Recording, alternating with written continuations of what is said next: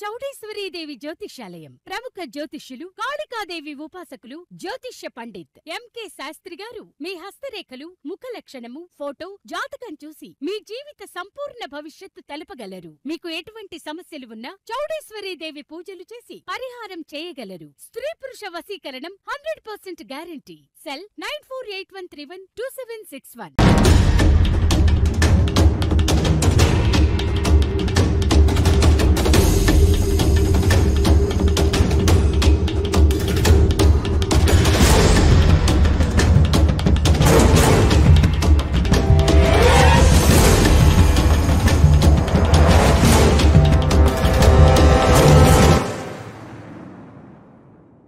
నమస్తే folks, welcome to my channel.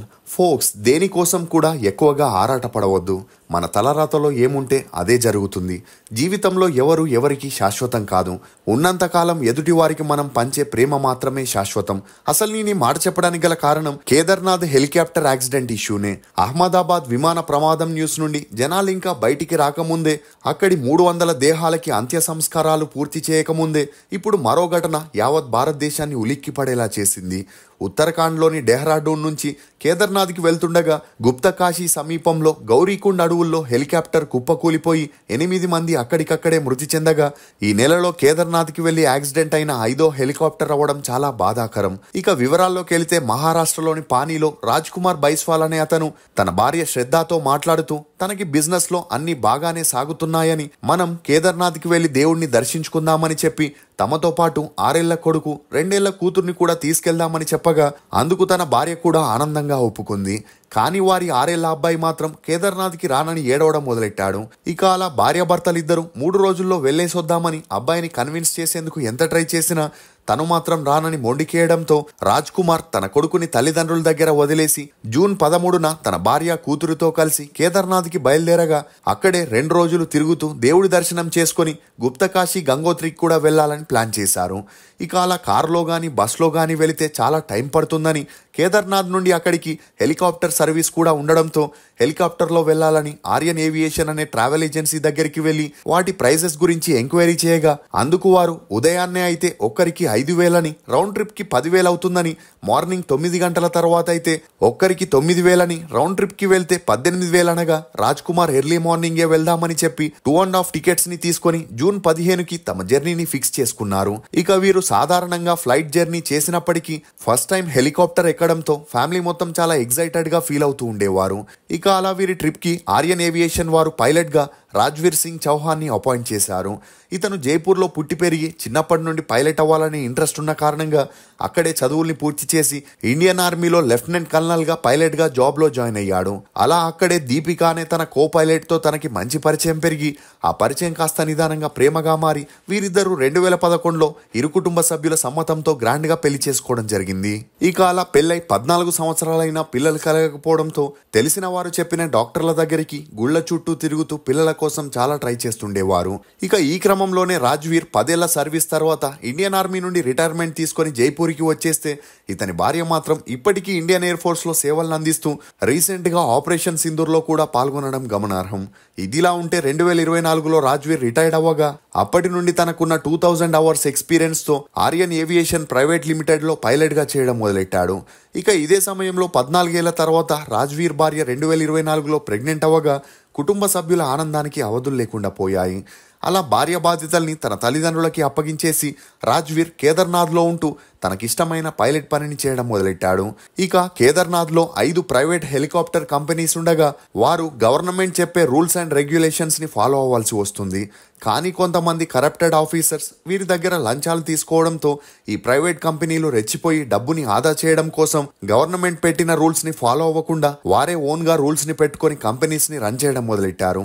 అలా government rule ప్రకారం రోజుకి 7 నుండి 8 సార్లు మాత్రమే ఒక హెలికాప్టర్ కేదార్నాథ్ నుండి గౌరీకుండ్, గుప్తకాశీ, సోనాప్రయాగ్, భైరవ్నాథ్ టెంపుల్, త్రియాగి నారాయణ లాంటి ప్లేసెస్ కి 8,500 నుండి 10,000 అడుగుల ఎత్తులో వెళ్లాలనే రూల్స్ ఉంటాయి. కానీ ఈ ప్రైవేట్ కంపెనీలు ఎక్కువగా డబ్బుని సంపాదించాలని ఒక హెలికాప్టర్ని 22 నుండి 26 సార్లు తిప్పుతూ ఫ్యూయల్ని సేవ్ చేసేందుకు ఎక్కువ హైట్లో ఎగరనివ్వకుండా పైలట్లతో 2500 నుండి 6000 అడుగుల ఎత్తులో మాత్రమే వెళ్లమని ప్రెజర్ ఇవ్వడంతో పైలట్లు కూడా కంపెనీ వారు చెప్పినట్లు వినడం మొదలెట్టారు. ఇక ఆర్మీలో పనిచేసిన రాజ్వీర్ సింగ్ చౌహాన్కి గవర్నమెంట్ రూల్స్కి అతీతంగా పనిచేయడం నచ్చకపోయినా నెలకి ₹1,00,000 శాలరీ రావడం, అదే టైంలో తన భార్య కూడా ప్రెగ్నెంట్ అవడంతో జాబ్ని వదలకూడదని డిసైడ్ అయ్యాడు. ఇక ఇదిలా ఉంటే రాజ్వీర్ భార్య మార్చిలో ట్విన్స్ అబ్బాయిలకి జన్మనివ్వడంతో రాజ్వీర్ ఆనందానికి అవధులు లేకుండా పోయాయి. అలా తన పిల్లలకి గ్రాండ్గా నేమింగ్ సెరమనీ చేయాలని జూన్ 30న గ్రాండ్గా ఫంక్షన్ చేసేందుకు ఒక హాల్ని కూడా బుక్ చేసి రిలేటివ్స్ అందరికీ ఇన్విటేషన్ కార్డ్స్ని కూడా ఇవ్వడం జరిగింది. ఈ క్రమంలోనే జూన్ 15న కేదార్నాథ్ నుండి రాజ్వీర్ తన కో పైలట్ విక్రమ్ రావత్తో కలిసి ప్యాసింజర్ రాజ్ కుమార్ మరియు అతని భార్య శ్రద్ధ, వారి 2 ఏళ్ల కూతురుతో పాటు వినోద్, తృప్తి సింగ్ అనే ఉత్తరప్రదేశ్కి చెందిన భార్యాభర్తలు తమ 10 ఏళ్ల కూతురు రాశిని పికప్ చేసుకొని జూన్ 15న ఉదయం 5:10 హెలికాప్టర్ గుప్తకాశీకి ప్రయాణమైంది. ఇక అలా ఆ ప్రాంతమంతా కొండలు, దట్టమైన అడవులతో ఉండగా ఒక వారం నుండే అక్కడ గాలి, వర్షం గట్టిగానే ఉండింది. ఇక ఈ వర్షం కారణంగానే క్లైమేట్ చాలా కూల్ అయి ఎర్లీ మార్నింగ్ అన్ని చోట్ల మంచుతో ఆవరించడంతో అక్కడి ప్రభుత్వం ఎర్లీ మార్నింగ్ హెలికాప్టర్ జర్నీ చేయకూడదని ముందు రోజు రాత్రి ఒక అనౌన్స్మెంట్ని కూడా చేసింది. అయినా కూడా ప్రైవేట్ కంపెనీస్ తమ దగ్గర ఎక్స్పీరియన్స్ ఉన్న పైలట్లున్నారనే ధీమాతో ఎర్లీ మార్నింగ్ నుండే భక్తులని పికప్ అండ్ డ్రాప్ చేసుకోవడం మొదలెట్టారు. ఇక రాజ్వీర్ హెలికాప్టర్ టేక్ ఆఫ్ చేసినప్పటి నుండి గుప్తకాశీకి వెళ్లే ప్రదేశం అంతా మంచుతో కమ్ముకోవడంతో కొంత హైట్కి తీసుకెళ్దామంటే కంపెనీ వారు ఫ్యూయల్ని సేవ్ చేయాలంటే తక్కువ హైట్లోనే వెళ్లాలనే కండిషన్ పెట్టడంతో రాజ్వీర్కి వేరే దారి లేక తక్కువ హైట్లో వెళ్తుండగా చుట్టూ పొగమంచు కప్పడంతో ముందో తెలియని పరిస్థితుల్లో గౌరీకుండ్ దగ్గర నేరుగా హెలికాప్టర్ వెళ్లి ఒక చెట్టుకి గుద్దడంతో హెలికాప్టర్ కంట్రోల్ తప్పి ఒక కొండ మీద పడి బ్లాస్ట్ అవ్వగా రాజ్ కుమార్, అతని భార్య, 2 ఏళ్ల కూతురితో పాటు పైలట్ రాజ్వీర్తో సహా 8 మంది అక్కడికక్కడే ఈ లోకాన్ని వదిలి వెళ్లిపోయారు.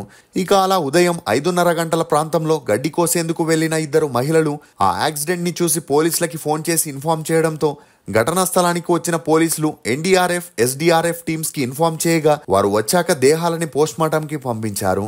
అలా హెలికాప్టర్లో ఉన్న భక్తుల గురించి మరియు పైలట్ల గురించి ఎంక్వైరీ చేయగా ఆర్యన్ ఏవియేషన్ కంపెనీ వారు పూర్తి డీటెయిల్స్ ఇవ్వడంతో ఇప్పుడు ఈ న్యూస్ అన్ని చోట్ల హల్చల్ అవుతుంది. ముఖ్యంగా కేదార్నాథ్లో గడిచిన ఒక నెలలోనే 5 హెలికాప్టర్ ప్రమాదాలు అవ్వడంతో యావత్ భారతదేశం షాక్కి గురైంది.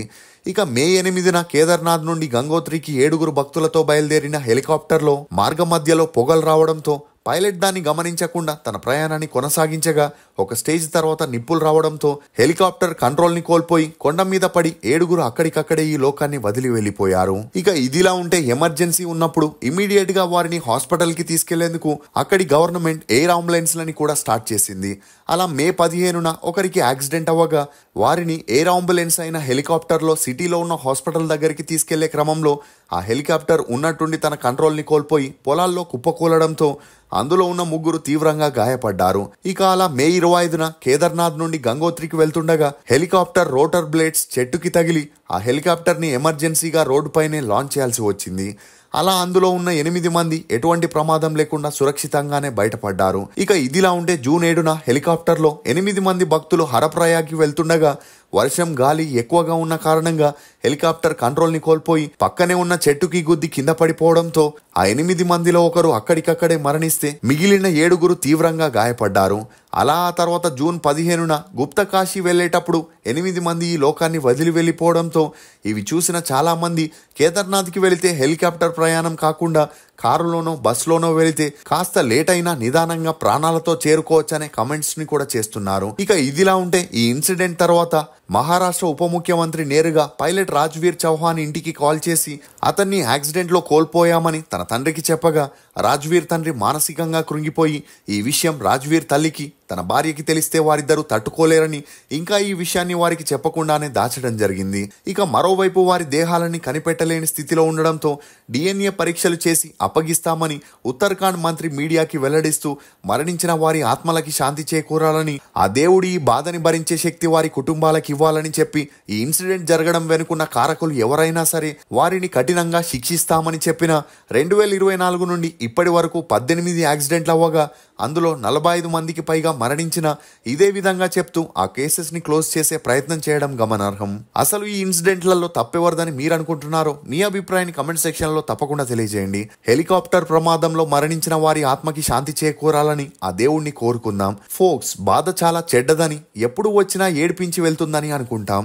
కానీ నిజానికి బాధ మంచిది, ఎప్పుడొచ్చినా ఏదో ఒకటి నేర్పించే వెళ్తుంది. ఇది ఫోక్స్, కేదార్నాథ్ హెలికాప్టర్ క్రాష్ లోని కొన్ని నమ్మలేని నిజాలు. ఈ వీడియో మీద మీ అభిప్రాయాన్ని కమెంట్ సెక్షన్ లో తప్పకుండా తెలియజేయండి. మేము చేసిన ఈ వీడియో మీకు నచ్చినట్లయితే ఒక లైక్ ద్వారా మీ సపోర్ట్ ని మాకు తెలియజేయండి. For more interesting videos please subscribe to CR voice. Thank you.